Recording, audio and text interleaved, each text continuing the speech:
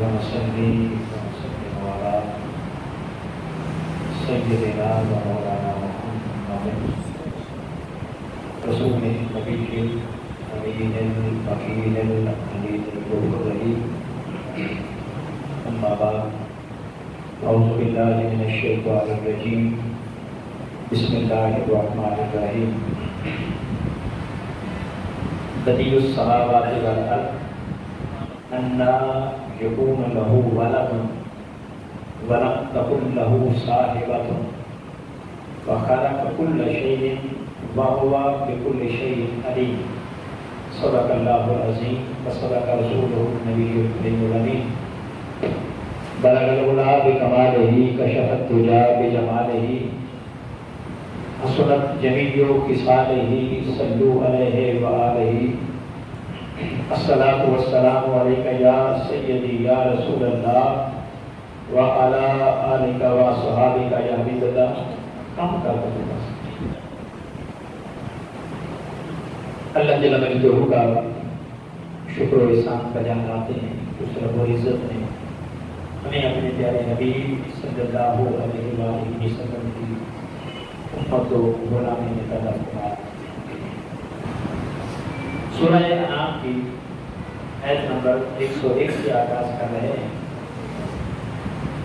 اس میں اللہ تعالیٰ کو فرماتے ہیں بدیع السماوات والارض، وہی ہے ذات جو آسمانوں اور زمینوں کا موجد ہے.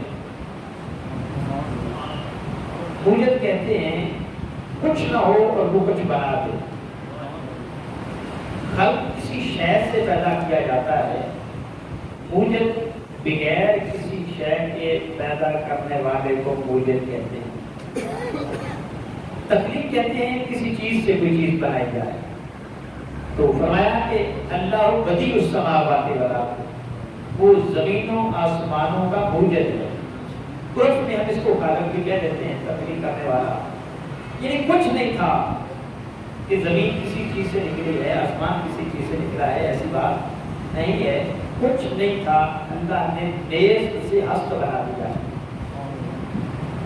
اور پھر فرمایا انا یکون لہ ولد، اس کی ہاں اولاد کیسے ہو سکتی ہے. مشرکین مکہ اور یہود و نصارہ کہتے تھے کہ اللہ کی اولاد ہے اور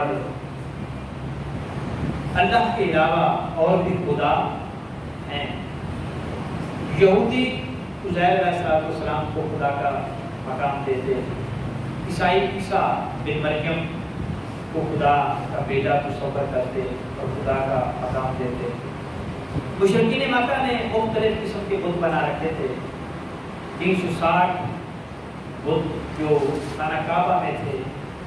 اس کے علاوہ لات، عزا، منات، ہبل کے یہ بڑے بڑے بت تھے.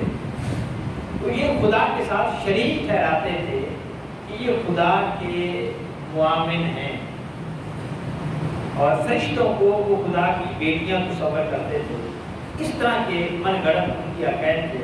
اللہ تعالیٰ مجدہ نے اس کا رد کیا. فرمایا انا یکون لہ ولد، اس کی ہاں اولاد کیسے ہو سکتی ہے. ولم تکن لہ صاحبہ، حالانکہ اس کی بیوی ہی نہیں. بیوی کے بغیر اولاد کا کوئی تصور ہی.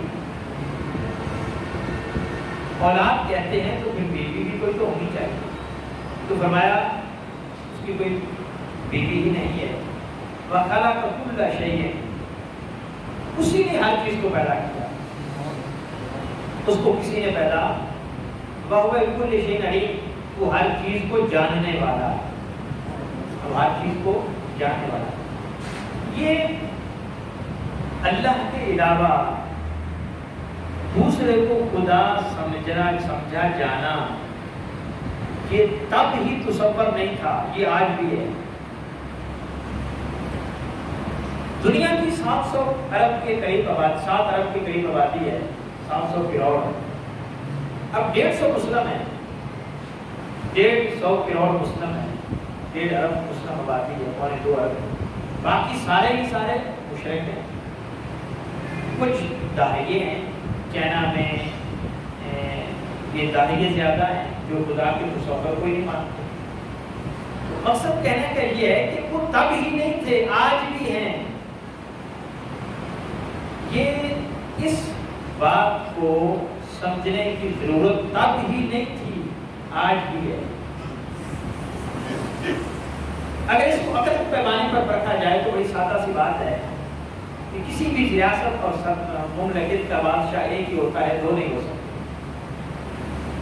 اب نیچے سے چلے جائیں، ایک کلاس کو 25 30 35 طلبہ ہیں، ان کو ایک وقت میں ایک ہی استاد کنٹرول کر سکتا ہے، ایک وقت میں دو۔ اگر دو بھی ہوں گے تو ایک کے تابع بن کے آئے گا، ایک کے مرضی نہیں کر سکے گا، یا مشاورت کرے گا یا اس کی اتباع میں آئے گا۔ اور اگر استاد ہوں تو ان کے اوپر ہیڈ ماسٹر ایک ہی ہوتا ہے، دو ہیڈ ماسٹر کسی اسکول میں۔ اگر دو آ جائیں تو پھر کیا ہوگا؟ یہ مل ہے، مل میں جنرل مینیجر ایک ہی ہوتا ہے۔ بہت بڑی فوج ہے، کسی کی اگر ایک لاکھ فوج ہے تو وہاں ایک کمانڈر، اور آپ کہیں فلاں کی 7 لاکھ فوج تھی تو وہاں ایک سے کام نہیں چلتا، دو بنا دیے، ہے ایسا؟ کمانڈر ایک ہی ہونا ہے، چاہے وہ 7 لاکھ بھی 10 لاکھ بھی ہو جائے، اوپر میں کمانڈر ایک ہی ہونا ہے۔ کبھی دو کمانڈر نہیں ہو سکتے۔ پولیس ہے، آئی جی ایک ہی ہوگا، دو آئی جی نہیں ہو سکتے۔ وزیر زیادہ ہیں تو وزیر اعظم ایک ہی ہوگا، دو وزیر اعظم ایک مملکت میں ایک وقت کہیں بھی ایسا نظر نہیں آتا۔ تو یہ دنیا میں دیکھا جا رہا ہے کہ ایک ہی شخص کنٹرول کرتا ہے، سپر پاور ایک ہی ہوتا ہے، سپریم ایک ہی چیز ہوتی ہے، سب سے بڑا ایک ہی ہوتا ہے۔ تو اگر دنیا میں نظام ایک کے بغیر نہیں چل سکتا تو یہ ساری کائنات کا نظام ایک کے بغیر کیسے چل سکتا ہے؟ ایک مانے بغیر کیسے چل سکتا ہے؟ اگر دو چلا سکتے ہوتے تو دنیا میں بھی فوج کے دو کمانڈر ہوتے، دو وزیر اعظم ہوتے، دو صدر ہوتے، دو بادشاہ ہوتے، دو وائس چانسلر ہوتے یا چانسلر ہوتے۔ ایسا نہیں ہے، ہمیشہ کثرت، ایک جملہ ہے، کثرت وحدت کے تابع ہوتی ہے۔ کثرت، جتنی کثرت ہوگی وہ اتباع وحدت کی کرے گی، فالو جس کو کرے گی وہ ایک ہی ہوگا۔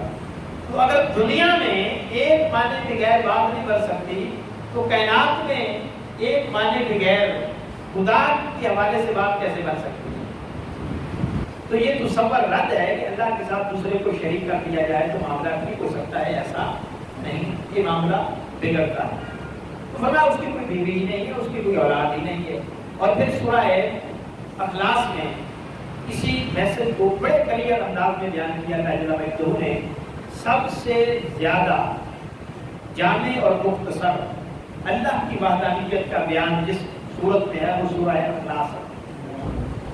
وہ سورہ یہی وجہ ہے کہ اس صورت کو سب سے افضلیت ملی ہے کہ اگر یہ 3 بار پڑھ لو تو قرآن پاک کا ثواب مل جاتا ہے۔ باقی صورتوں کے بارے سے ایسا کیوں؟ اس میں پیغام سورہ اخلاص میں اللہ کی وحدانیت کا ہے، اللہ کی توحید کا ہے، اور اس صورت کو سورہ توحید بھی کہتے ہیں۔ سورہ اخلاص اس لیے کہتے ہیں اس میں خالص اللہ کی وحدانیت کا میسج ہے۔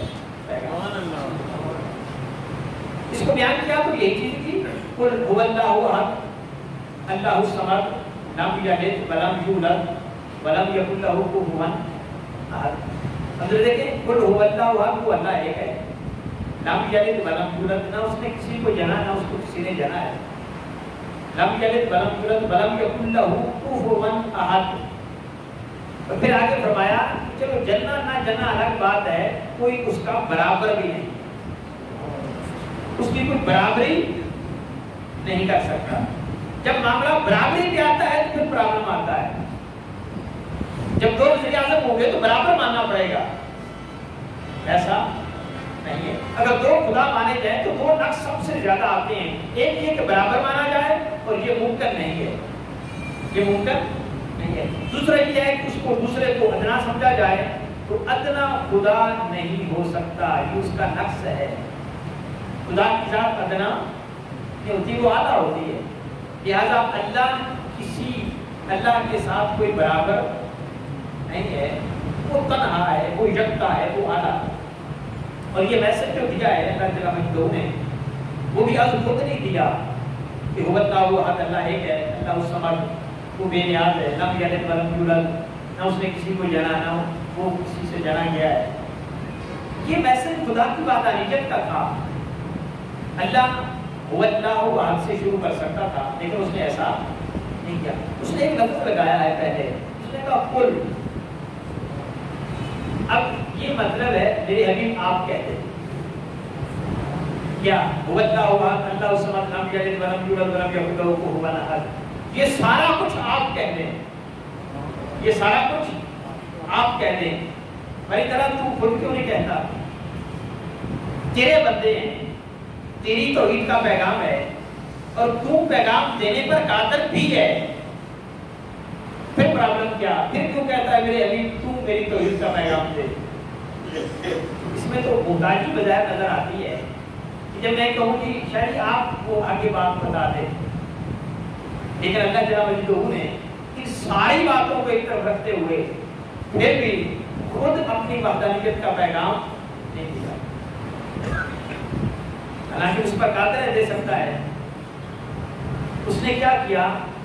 اس نے اپنے حبیب کے ذریعے کہا میرے حبیب آپ کہہ دیں. ہماری طرح آپ کیوں نہیں دیتے خود پیغام؟ تو حضور نے بھی کہا ہوگا مولا تیرے بندے ہیں، اور جن سے جو نے بات کرنی ہے وہ بھی تیری ہے، پیغام بھی تیرا، بندے بھی تیرے، تو دینے پر قادر بھی، پھر کیوں نہیں دیتا؟ اللہ نے کہا ہوگا میرے حبیب یہ مجھے گوارا نہیں، میں جب بھی اپنے بندوں کو بلاتا ہوں تیرے لبوں کے ذریعے ہی بلاتا ہوں. میں جب بھی ان سے ہم کلام ہوتا ہوں تیرے ذریعے ہی ہوتا ہوں. میں نے جب بھی ان کو پیغام پہنچانا ہوتا ہے ڈائریکٹ نہیں پہنچاتا، میرے حبیب تیرے وسیلے سے ہی پہنچاتا ہوں. خود کے ذریعے خطاب کرنے میں ہمیں بھی حکم دیا کہ بھائی تعالیٰ گویا قادر ہے، وہ رب ہے، وہ جس کو چاہے جب چاہے جو چاہے پیغام پہنچا سکتا ہے، لیکن نہیں دیتا. اس نے یہ قل کہہ کر بتا دیا کہ اللہ اپنے بندوں سے اپنے حبیب کے واسطے کے بغیر بات کرنا گوارا نہیں کرتا. تو میرے بندوں تمہیں کس نے اجازت دی ہے کہ میرے حبیب کو واسطے سے نکال کر، درمیان سے نکال کر ڈائریکٹ میرے ساتھ باتیں کرتے ہو؟ جب میں تمہارے ساتھ بات نہیں کرتا وسیلہ محبوب کے بغیر، حالانکہ مجھے ضرورت نہیں، اور تم تو پھر انسان ہو، تمہیں تو ضرورت بھی پڑ سکتی ہے، تو تم کیسے ڈائریکٹ میری طرف آتے ہو؟ لہذا جب بھی آؤ میرے محبوب کے ذریعے آؤ. وَلَوْ أَنَّهُمْ إِذْ ظَلَمُوا أَنفُسَهُمْ جَاءُوكَ، جب گناہ کر بیٹھو، خطا کر بیٹھو، ظلم کر بیٹھو اپنی جانوں پر، ڈائریکٹ نہ آؤ. میرے حبیب ان کو بتا دو کہ تیری بارگاہ میں آ جائیں، جاؤ کا تیرے پاس آ جائیں. کیا؟ تیرے پاس آ جائیں. فَاسْتَغْفِرُوا اللَّهَ، پھر اللہ سے معافی مانگے، پھر اللہ سے معافی مانگے. بھائی تعالیٰ اب یہاں بھی آ کر معافی تجھی سے مانگنی تھی تو وہی مانگ لیتا اور تو معاف کر دیتا. اللہ فرماتا ہے یہی تو بتانا تھا کہ معافی وہاں بھی میں نے ہی دینی تھی، یہاں بھی میں نے ہی دینی ہے. اب یہاں بھیجنے کا مقصد یہ تھا کہ تجھے پتا چل جائے کہ بخدا خدا کا یہی ہے در. تمہیں پتا چل جائے، تمہیں سمجھ آ جائے کہ بخدا خدا کا یہی ہے در، نہیں اور کوئی مفر مگر جو وہاں سے ہو یہی آگے ہو، جو یہاں نہیں سو وہاں نہیں. سبحان اللہ. اپنے حبیب صلی اللہ علیہ وسلم کی حقیقت بتانا تھا. اور پھر سوال پیدا ہوتا ہے کہ باری تعالیٰ اب مانگ لی معافی، جاؤ کا پر عمل ہو گیا، تیرے حبیب کی بارگاہ میں آ گئے، فاستغفر اللہ، اللہ سے معافی مانگو پر بھی عمل ہو گیا، اب معافی مل جانی چاہیے. اللہ فرماتا ہاں تم نے اپنا کام مکمل کر لیا، جو میں نے کہا تھا کر لیا، اب میرا کام باقی ہے. مولا تم کو ہر کام سے پاک ہے، تیرا کام کیا؟ فرمایا تم نے کر لیا، میرے حبیب کی بارگاہ میں آ کر مجھ سے معافی مانگ لی، اب میرا کام یہ ہے کہ میں تمہیں معاف کرنا چاہتا ہوں، لیکن اس کا طریقہ یہ ہے کہ میں اپنے محبوب کے لبوں کو تک رہا ہوں. فاستغفر لهم الرسول، میں دیکھ رہا ہوں کہ میرا رسول تمہاری سفارش کرتا ہے یا نہیں کرتا. لوجد اللہ توابا رحیما، اگر میرے محبوب کے لب تیری سفارش میں ہل گئے، لوجد اللہ توابا رحیما، مجھے اپنی عزت کی قسم تیری توبہ بھی قبول کر لوں گا، تجھ پر رحم بھی کر لوں گا۔ سبحان اللہ۔ یہ اللہ جل مجدہ کا انداز ہے کہ وہ حضور نبی مکرم صلی اللہ علیہ وآلہ وسلم کو اہمیت دے رہے ہیں۔ بزرگ ہو تم اشکوں سے دھوتے ہوئے آؤ، آؤ آؤ در تمام پہ روتے ہوئے آؤ۔ اور مذکور ہے قرآن میں بخشش کا طریقہ کہ میرے مصطفیٰ کی دہلیز سے ہوتے ہوئے آؤ۔ بارگاہ مصطفیٰ سے ہو کر آؤ گے تو خدا کا در ملے گا۔ اور جو لوگ اب یہاں بھی آپ دیکھ لیں یہود و نصارہ ہیں، وہ ابھی نبی کے مکرم صلی اللہ علیہ وسلم کو نہیں مانتے، اللہ کو مانتے ہیں، لیکن کیا اللہ کا ماننا حضور کے بغیر اللہ کی بارگاہ میں قبول ہے؟ مشرک کہا نبی مکرم صلی اللہ علیہ وآلہ وسلم کو درمیان سے نکال کر خدا سے ڈائریکٹ تعلق بن سکتا نہیں۔ اگر اللہ سے تعلق بنانا ہے تو مصطفیٰ کے وسیلے سے بنانا ہے، نبی مکرم کے واسطے سے بنانا ہے۔ السلام علیکم ایھا النبی کہہ کر آگے جانا ہے۔ وہ ساری نماز پڑھنے کے بعد جب بندہ کہتا ہے ہماری طرف قبول کر لے، اب چاہیے تو یہ کہ اللہ قبول کر لے، لیکن اللہ فرماتا ہے اینڈ پر جب آپ بیٹھتے ہیں تو ہر رکعت میں قیام، رکوع، سجدہ سب کچھ کر لینے کے بعد جب آخری بار بیٹھتے ہیں تو بندہ کہتا ہے ہماری طرف قبول کر لے۔ یہ تحیات کا معنی یہ ہے کہ مولا قبول کر لے۔ تحیات کا معنی کیا ہے؟ یہ کہ مولا التحیات للہ والصلوات والطیبات، ہماری طرح یہ میری مالک کولی بدری جو عبادت اس کو اپنی بارگاہ میں قبول کروا دے بس۔ اب چاہیے کہ وہ کہہ دیں کہ اوکے ہے، لیکن نہیں ہوتا۔ وہ کہتا ہے السلام علیکم یا نبی، میرے بندے اب اگر قبولیت چاہتا ہے تو پہلے میرے مصطفیٰ کو سلام کہے، کہ السلام علیکم یا نبی، پھر دیکھیں گے کیا بنتا ہے۔ اگر خلوص پایا اور حضور سے محبت دیکھی پھر قبول کر لیں گے، ورنہ حدیث پاک میں آتا ہے کتنے نمازی ایسے ہیں جو نماز پڑھنے آتے ہیں، دروازے سے نکلنے سے پہلے وہ نماز لپیٹ کر ان پہ منہ پر مار دی جاتی ہے، جسے مار کر ان کے منہ پر ابھی گھر نہیں پہنچے ہوتے، ابھی دروازے پر ہوتے ہیں، گیٹ پہ ہوتے ہیں، فرشتوں سے کہا جاتا لپیٹو ان کی نماز اور ان کے منہ پہ مارو، ان کی نماز کی ہمیں ضرورت نہیں ہے۔ گویا کیا پتا چلا اللہ کثرت کو نہیں دیکھتا، وہ خلوص کو دیکھتا ہے، وہ محبت کو دیکھتا ہے، وہ کوانٹٹی نہیں دیکھتا، وہ کوالٹی دیکھتا ہے، وہ کسی چیز کی کثرت کو نہیں دیکھتا، وہ قلیل ہو لیکن ہو محبت سے سرشار، خلوص سے وابستہ، پھر اللہ اس کو قبول کرتا ہے۔ زیادہ نمازیں مقصد نفلی نمازیں نفل پڑھنے کی بجائے اگر خلوص کے ساتھ زیادہ پڑھی جائے تو وہ تو پھر بہت اچھا ہے، لیکن اگر تھوڑا بھی پڑھ لیا جائے وہ خلوص کے ساتھ محبت کے ساتھ وہ اس زیادہ سے بہتر ہے جو غفلت میں پڑا ہے۔ اس لیے قرآن پاک کے بارے میں کہتا ہوں، ہم قرآن پاک کے بارے سے یہ سمجھتے ہیں کہ اتنے ختم کر لیں، اتنے ختم کر لیجیے رمضان میں، فلاں فلاں اتنی مطلب میں نے کر لی تو یہ ثواب ملے گا۔ کوئی ثواب کا تعلق کثرت سے نہیں ہے، ثواب کا تعلق خلوص سے ہے۔ سبحان اللہ۔ آپ تھوڑا پڑھ لیں لیکن سمجھ کر پڑھیں، اس کا ثواب اس زیادہ سے زیادہ ہوگا جو بغیر سمجھے پڑھو، اس کا ثواب اس زیادہ پڑھنے سے زیادہ ہوگا جو بغیر سمجھے پڑھو۔ لوگوں سے کہتے ہیں ہمارا کوئی مر جائے تو ہم کہتے ہیں کہ جی وہ ہم صاحب کو بلاؤ اور 5-7 مدرسے سے حافظ بلاؤ، ان سے قرآن پڑھواؤ تاکہ مرنے والا وقت کیا ہے۔ یہ جو انداز ہے یہ رائج ہو گیا انداز، لیکن اس انداز کا کوئی تعلق اسلام میں نہیں، اسلام میں نہیں ہے تعلق۔ عجیب بات ہے، ہم جاتے ہیں مدرسے میں، اب صاحب جو کل ہے تو پھر وہ کچھ قرآن دیجیے گا، میں تو 10 قرآن لے جاؤ۔ خدا کا خوف کرنا چاہیے، سوچنا چاہیے، ایسے بخشش ہوتی ہے کسی کے کہنے پر اور ٹھیکے پہ قرآن پڑھانے پر؟ ٹھیکہ ہی ہوا نا۔ اعلیٰ حضرت سے یہی مسئلہ کسی نے پوچھا تھا کہ حضور ایسے پڑھوائیں تو کیا فائدہ ہوگا؟ آپ نے فرمایا ٹھیکے پر قرآن پڑھنے والا بھی گمراہ ہے، پڑھانے والا بھی گمراہ ہے، اس کو کوئی فائدہ نہیں ہے تو قرآن ہی نا۔ اب کہیں گے فائدہ پھر کیا؟ فائدہ قرآن پڑھنے سے نہیں ہوتا، صرف اندر کے خروج سے ہوتا ہے۔ سبحان اللہ۔ کیا آپ خود پڑھیں، تھوڑا پڑھ لیں، 10 قرآن پاک پڑھنے سے مسئلہ نہیں حل ہوگا، ایک پارہ بھی پڑھ لیں، خلوص اور محبت کے ساتھ پڑھیں، اس سے مسئلہ حل ہوگا۔ اولاد کو پڑھنا چاہیے، گھر والوں کو پڑھنا چاہیے، رشتہ داروں کو پڑھنا چاہیے، لیکن جو بھی پڑھے ہم اس دن اس دوڑ میں لگے ہوتے ہیں کہ اتنے کو لیجیے بھائی یہ 2 ہیں، تھوڑے ہیں، رکھنے ہیں وہاں پہ، 2-4 اور کرو یار، یہ نہیں ہوتی بھاگ دوڑ لگی ہوئی، بولیں کیا چکر ہے؟ بےزتی فیل کرتے ہیں کہ 2 قرآن پاک سے ختم ہے، یہ کیا ایسے بخشے جائیں گے؟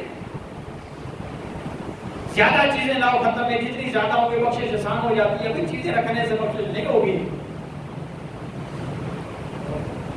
بلکہ وہ میاں صاحب گواہ ہیں کہ وہ گزارے نہیں مسجد ہے، باؤں نے لکھ کر لگایا ہوا ہے کہ کھانے پینے کی چیزیں ختم کے موقع پر مسجد میں نہ لائیں، گھر میں کھلائیں جس کو کھلانا ہے، مسجد میں پھر گند پھیلتا ہے۔ تو اگر مسجد میں اگر کھانا رکھنے کے بغیر ختم ہی نہیں ہوتا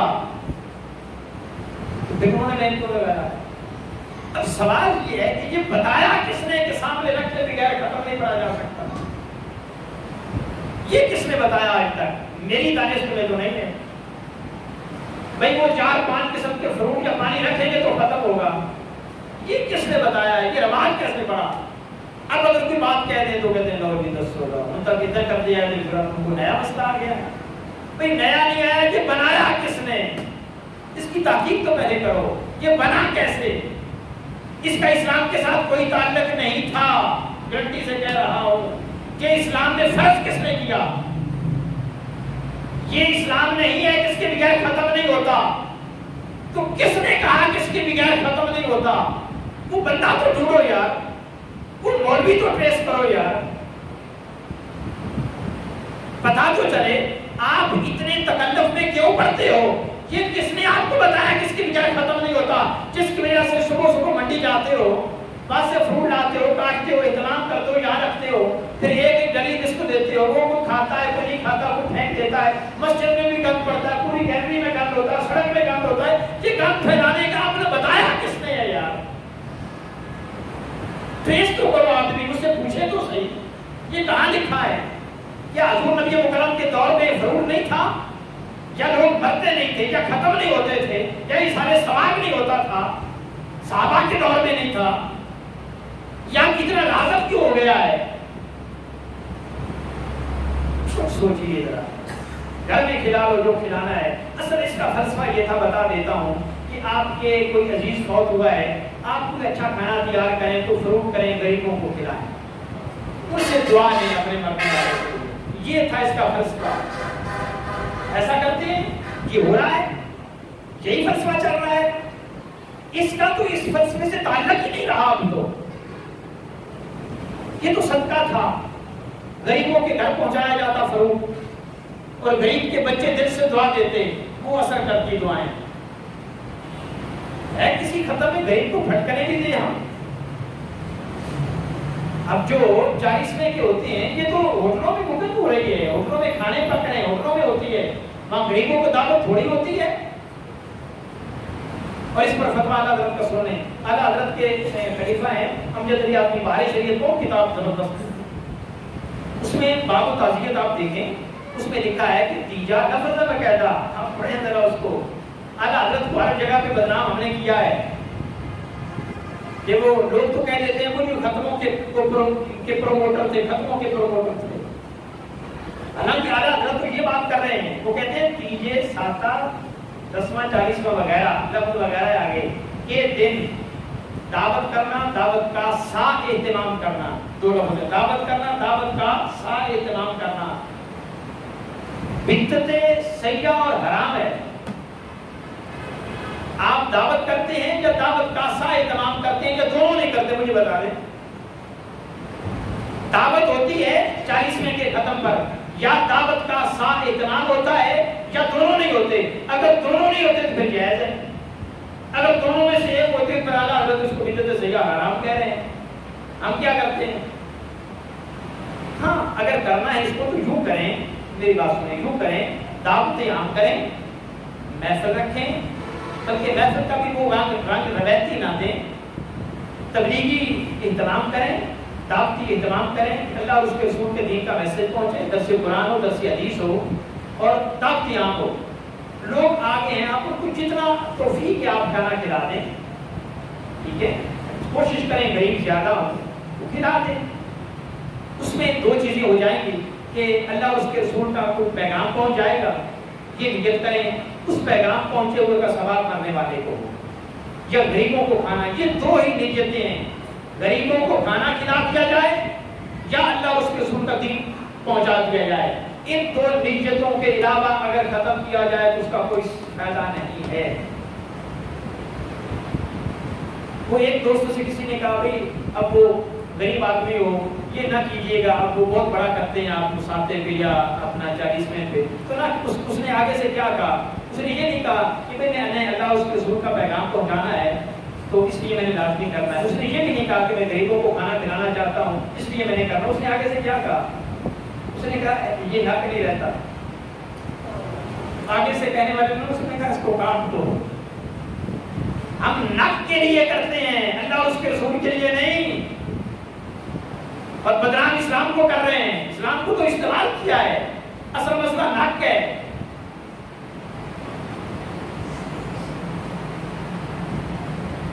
لہذا کہاں سے بات چلی؟ اللہ جل مجدہ کے ساتھ کسی کو شریک ٹھہرایا جائے تو یہ آج بھی چلتا ہے، یہ آج بھی چلتا ہے، آج بھی 150 کروڑ کے علاوہ لوگ مشرک ہیں۔ اس کی آج بھی ضرورت ہے کہ کسی ریاست میں 2 سربراہ چل نہیں سکتے تو کائنات کی ریاست میں 2 خدا کیسے آ سکتے ہیں؟ کثرت کے بعد اوپر ایک وحدت ہوتی ہے، وحدت کے بغیر کثرت سے کام لیا نہیں جا سکتا، لہذا خدا کے بغیر یہ کائنات کا نظام چل سکتا نہیں۔ تو اس کے بعد 1-2 منٹ رہنا، آگے فرمایا لا تدرکہ الابصار وہو یدرک الابصار وہو اللطیف الخبیر، کوئی آنکھ اس کا احاطہ نہیں کر سکتے، وہ سب کا احاطہ کیے ہوئے ہے، وہ ہر چیز سے باخبر ہے، وہ بہت لطیف ہے، اللہ بہت لطیف ہے، لہذا اللہ کو کوئی دیکھ نہیں سکتا، اللہ ہر کسی کو دیکھ رہا ہے۔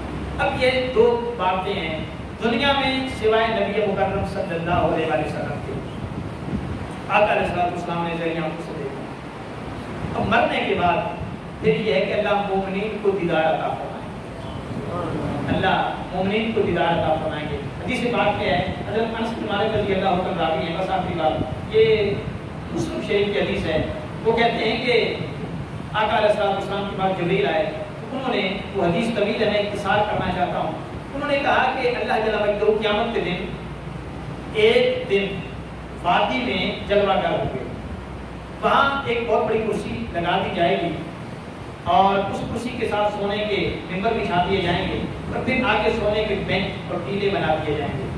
اچانک اللہ جل مجدہ اس بہت بڑی کرسی پر جلوہ گر ہوئے، پھر انبیاء شہداء ان ممبروں پر بیٹھیں گے، پھر آگے جو جو درجہ بدرجہ مومنین ہوں گے وہ بیٹھتے چلے جائیں گے، ایک جمع غفیر ہوگا، جمع غفیر ہوگا۔ اب اللہ جل مجدہ اہل جنت کو دیکھیں گے اور فرمائیں گے میں وہ ہوں جس نے اپنا وعدہ سچا کر دیا ہے، میں وہ ہوں جس نے اپنا وعدہ سچا کر دیا ہے، تم پر اپنی نعمتیں پوری کر دی ہیں، یہ میری عزت کی جگہ ہے، تم مجھ سے سوال کرو، جو کرو گے میں عطا کروں۔ بس اہل جنت اللہ سے یہ سوال کریں گے کہ بھائی تعالیٰ ہم سے آپ راضی ہو جائیں، ہم سے آپ راضی ہو جائیں، اللہ فرمائے گا میں تم سے راضی ہوں، پھر ان کے لیے وہ نعمتیں کھولی جائیں گی، ان کے لیے وہ نعمتیں کھولی جائیں گی جن کو کسی آنکھ نے نہ دیکھا ہوگا، نہ کسی کان نے سنا ہوگا، اور نہ کسی کے دل میں ان کا خیال آیا ہوگا۔ اب ذرا سوچنے والی بات ہے کہ جنت میں تو وہ رہ رہے ہیں، جنت کی تو ساری نعمتیں سے وہ انجوائے کر رہے ہیں، اب یہ جو نعمتیں کھولی جا رہی ہیں یہ جنت کے بھی علاوہ ہے، جن کو کسی نے نہ دیکھا ہوگا، نہ سنا ہوگا، نہ خیال کیا ہوگا۔ ان کے لیے وہ نعمتیں کھولی جائیں گی، اور یہ مجلس وہ نعمتوں سے لطف اندوز ہوتے رہیں گے، اہل جنت نعمتوں سے لطف اندوز ہوتے رہیں گے۔ یہ مجلس اتنی دیر تک برقرار رہے گی جتنی دیر تک جمعے کا وقت ہوتا ہے۔ پھر اللہ تعالیٰ واپس جمع کر ہو جائیں گے، پھر صدیق شہداء کے اوپر چڑھیں گے، اپنے بارہ خانوں لے جائیں گے۔